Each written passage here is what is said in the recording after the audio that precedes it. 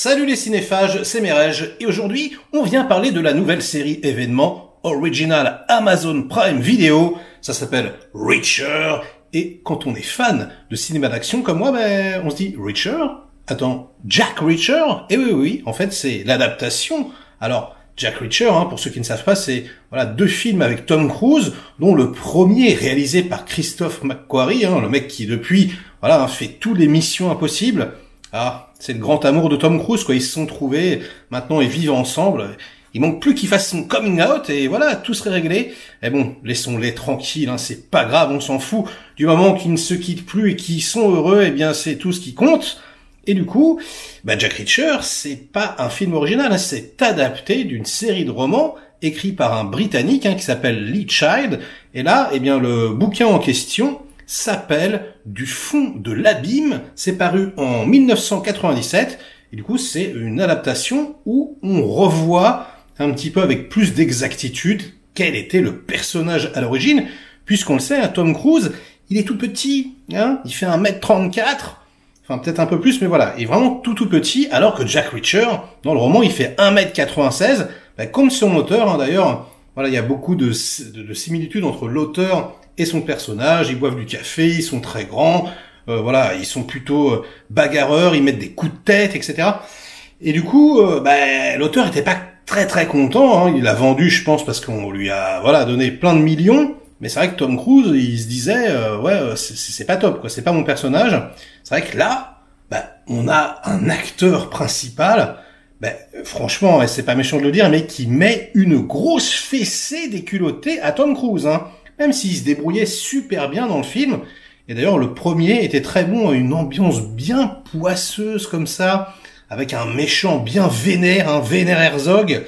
Ah là là, jeu de mots, j'ai pas pu m'en empêcher. C'était franchement très cool. Ah putain, cette scène où il explique bouffe-toi les pouces, où je te laisse en vie. J'adore ce truc. Bref, j'étais quand même assez curieux de voir l'adaptation. Et c'est vrai que, là, le mec, putain, il est balèze, quoi. Vraiment, il est énorme, charismatique, ultra massif, et très grand, très baraqué, mais vraiment plus quoi. Super baraque, mais en même temps sec, un peu à la Schwarzy, en mode protéine, mais dégraissé. C'est un truc de ouf, Franchement, il est vraiment costaud. Et là où c'est amusant, c'est que ce genre de personnage peut amener tout un tas de clichés, et on s'attend à une série un petit peu ostentatoire comme ça, avec des effets de caméra de dingue, des trucs, des plans iconiques en contre-plongée, et en fait pas du tout. En fait, justement, c'est là où c'est drôle, c'est que ce mec qui a l'air d'un espèce d'énorme gorille complètement décérébré qui donne des coups de tête, finalement il s'en sert de sa tête justement, et il est extrêmement intelligent, et du coup il est un peu présenté, le spectateur le prend comme ça un peu à revers, c'est-à-dire que on a l'impression qu'on va avoir quelque chose, et en fait on a un mec un peu à la Sherlock Holmes, quoi, qui en 2 coups de cuillère à peau vous regarde des pieds à la tête et fait t'as été là, ton métier c'est ça, etc. Donc ça c'est assez cool, et donc on est surpris. Et franchement, on a des combats mano à mano que n'aurait pas renié le Steven Seagal de la bonne époque. Franchement, ça pète des rotules, ça explose des poignets, ça fracasse des chevilles, ça concasse des cadavres.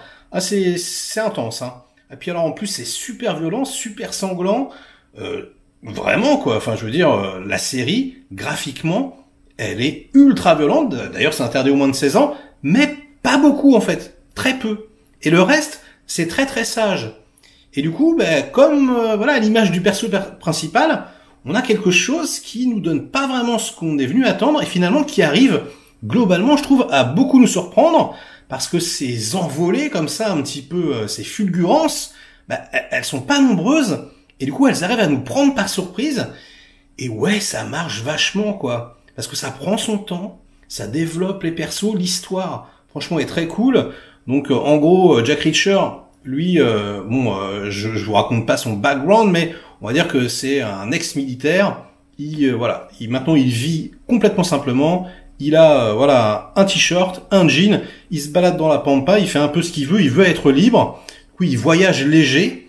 Et là, il se retrouve dans une petite ville paumée. et dès qu'il arrive, bim, on l'accuse de meurtre, on le fout en prison, etc. Et là, bon bah voilà, il va essayer de deviner un peu ce qui se passe, et il va faire équipe avec des flics locaux. Donc d'ailleurs, les persos de flics sont super bien troussés, franchement. Tout le casting d'une façon générale, hein, c'est vraiment très très agréable. On apprend en plus les détails sur les personnages, pas forcément tout de suite.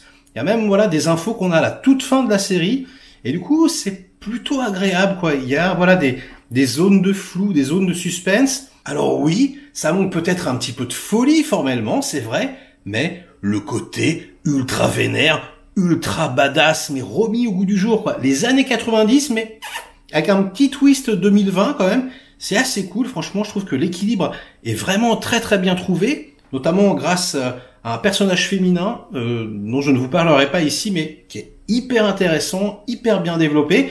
Et l'actrice est absolument géniale. Elle s'appelle Willa Fitzgerald et elle est vraiment mortelle.